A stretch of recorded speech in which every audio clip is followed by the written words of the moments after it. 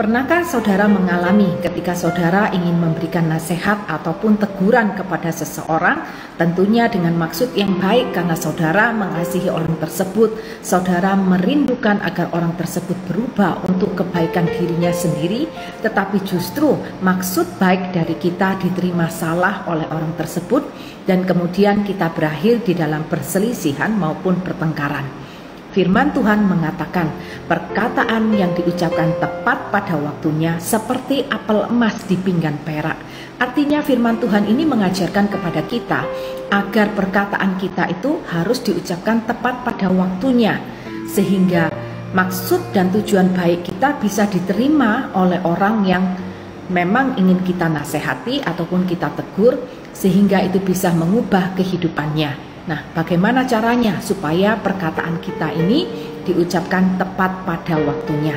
Yang pertama, saudara, kita jangan mudah untuk mengeluarkan perkataan sebelum kita mengerti kondisi ataupun masalah yang mereka hadapi dengan benar. Jangan buru-buru kita itu mengeluarkan perkataan yang sepatutnya tidak kita ucapkan. Dan yang kedua, jangan menghakimi. Karena kita harus mengembalikan bagaimana jika kita sendiri yang ada di posisi mereka. Baiklah kita punya simpati dan empati kepada orang tersebut sehingga tidak mudah buat kita untuk selalu menyalahkan orang tersebut.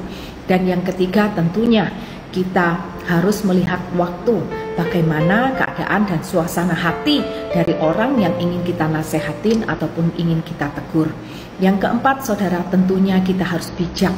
Dan orang bijak itu hanya memiliki hikmat yang datang daripada Tuhan. Dan hikmat yang datang daripada Tuhan hanya bisa kita miliki ketika saudara dan saya hidup takut akan Tuhan.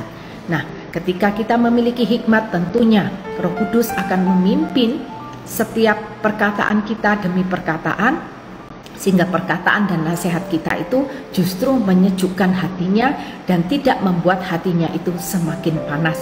Perkataan yang berhikmat itu justru akan membuat dia sadar akan kesalahannya dan ingin memperbaiki dirinya di dalam kehidupannya. Itulah saudara, dan yang terakhir bahwa ketika kita bicara, hendaklah kita bicara dengan lemah lembut dan penuh dengan kasih. Dan kita percaya ketika kita penuh dengan kasih yang akan mengubahkan kehidupan orang tersebut.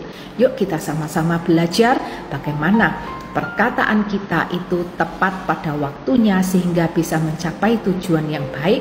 Dan jangan menjadi orang percaya yang mudah sekali melontarkan kata-kata tanpa kita tahu dasar dari masalahnya dan itu menyakiti hati orang lain. Tuhan Yesus memberkati.